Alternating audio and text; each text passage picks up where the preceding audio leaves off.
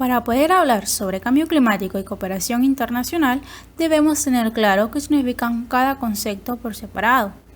Comencemos. Esta vez nos centraremos en la cooperación internacional al desarrollo y la definimos como el conjunto de actores, flujos e instrumentos a nivel internacional, que tiene por objetivo la asignación de recursos financieros, materiales, técnicos, simbólicos y humanos para el desarrollo. Ahora definiremos cambio climático, según la Convención Marco sobre Cambio Climático de 1992. Es el cambio en el clima que es atribuible directa o indirectamente a la actividad humana, que altera la composición de la atmósfera global, y que se suma a la variabilidad natural del clima que se ha observado sobre periodos de tiempo comparables. Una vez definidos ambos conceptos, nos preguntamos qué ha hecho la comunidad internacional con respecto a la problemática del cambio climático. La comunidad internacional, a lo largo de los últimos 50 años, ha realizado una serie de conferencias en donde se ha comprometido a llevar a cabo distintas acciones para mitigar los efectos que ha provocado el cambio climático. Veamos algunas de ellas. En 1972 se celebró la Conferencia de Naciones Unidas sobre Medio Humano en Estocolmo, Suecia. Por primera vez en la historia, los conceptos de cambio climático y cooperación internacional se entrelazan, evidenciado en la Declaración de Estocolmo, específicamente en el punto 7 de su preámbulo, cuando nos dice que se requiere la cooperación internacional con el objeto de allegar recursos que ayuden a los países en desarrollo a cumplir su cometido en esta esfera, es decir, la esfera del cambio climático. En 1979 se da la primera conferencia mundial sobre el clima en Ginebra, Suiza. Los estados participantes manifestaron que las emisiones de dióxido de carbono provocan un efecto a largo plazo sobre el clima y crean el Programa Mundial sobre el Clima, PMC, quien manejará la cooperación internacional que financiará las investigaciones sobre cuestiones climáticas de mayor vigor.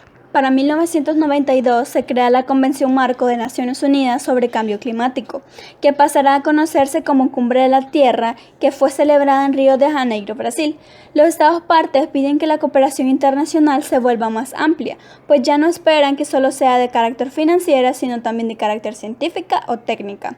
Esta convención es dirigida por la Conferencia de las Partes, quien es su principal órgano, y según el artículo 7 de la convención, esta solicitará, cuando corresponda, los servicios y la cooperación de las organizaciones internacionales y de los órganos intergubernamentales y no gubernamentales competentes, y utilizará la información que estos le proporcionen.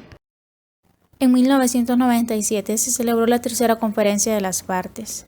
Aquí adoptaron el Protocolo de Kioto y los Estados partes se comprometieron a que los países desarrollados y con economías emergentes deben delimitar las emisiones de 6 gases de efecto invernadero en un mínimo de 5,2% a nivel global.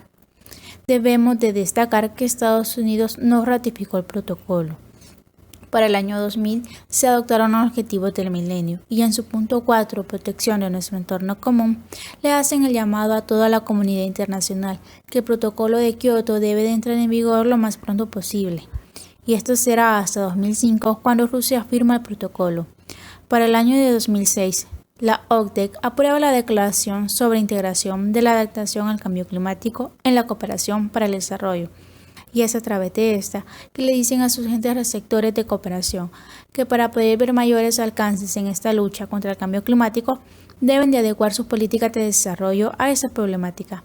Para el año de 2015 se celebró la COP21 en París, Francia.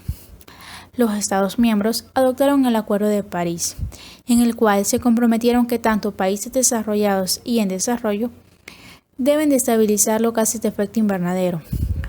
Y de esta manera se va a contrarrestar el incremento de la temperatura media mundial. Hasta el momento, el Acuerdo de París es considerado el instrumento más importante en la lucha contra el cambio climático. Debemos de destacar nuevamente a Estados Unidos, pues en el año de 2017 abandonó este acuerdo. Asimismo, en el año 2015 se adoptaron los Objetivos de Desarrollo Sostenible y en su objetivo número 13, titulado Adoptar medidas urgentes para combatir el cambio climático y sus efectos, le piden a los países que deben de comprometerse en realidad con lo estipulado en el Acuerdo de París, pues aclaran, y ya es una realidad, que el cambio climático es a los países en desarrollo a quienes más afecta. Como es de nuestro conocimiento, los países desarrollados poseen los recursos necesarios para afrontar los efectos del cambio climático. No podemos decir lo mismo de los países en desarrollo. Y es acá en donde nos preguntamos, ¿qué papel juega en realidad la cooperación internacional para ayudar a cambiar esta situación?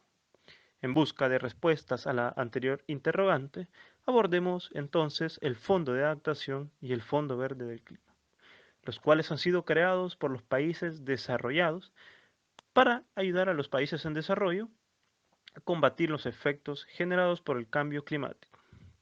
Estos están también regidos por el principio de responsabilidades comunes, pero diferenciadas, pues son los países desarrollados los que más han dañado el medio ambiente, en razón de fortalecer sus industrias. Pero son estos mismos quienes pagarán los platos rotos. Abordemos entonces el Fondo de Adaptación, el cual se estableció en el 2001, en la 7ª Conferencia de las Partes en Marrakech, Marruecos. Su capitalización proviene del 2% de los fondos generados por los certificados de reducción de emisiones, emitidos bajo el Mecanismo de Desarrollo Limpio en el marco del Protocolo de Kioto.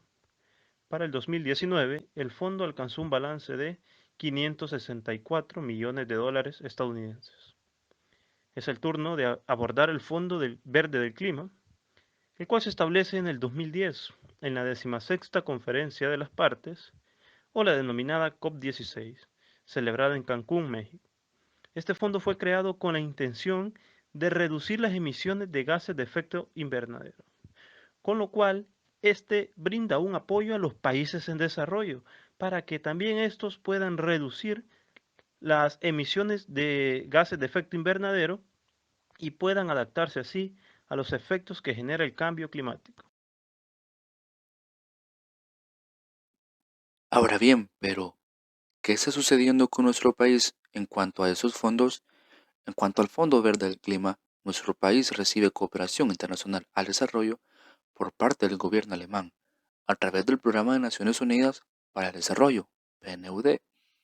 Entre los logros obtenidos podemos mencionar el Climate Public Expenditure and Institutional Review. Es una herramienta que ayuda a examinar cuánto es el gasto público nacional en materia de cambio climático. Además, el escalamiento de la resiliencia climática en los agroecosistemas del corredor seco de El Salvador. Este fue firmado con la FAO. Y podemos también destacar el proyecto de seguro de ahorro de energía para inversiones privadas de eficiencia energética por parte de pequeñas y medianas empresas. Ya vimos que es cooperación internacional y cambio climático. Asimismo, los esfuerzos que ha hecho la comunidad internacional y los esfuerzos que ha hecho nuestro país. Ya para finalizar este video, nosotros nos preguntamos qué pasará con la 26ª Conferencia de las Partes, ya que sabemos que ha sido cancelada y no tiene una fecha o reprogramación exacta hasta el momento.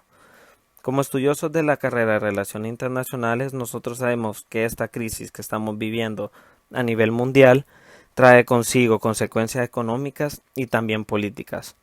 Nosotros nos preguntamos, ¿qué pasará con esta conferencia de las partes? ¿Siempre será tomada en la agenda? ¿O los países tomarán esta parte de cooperación para ayudar a los otros países tras esta crisis del COVID-19?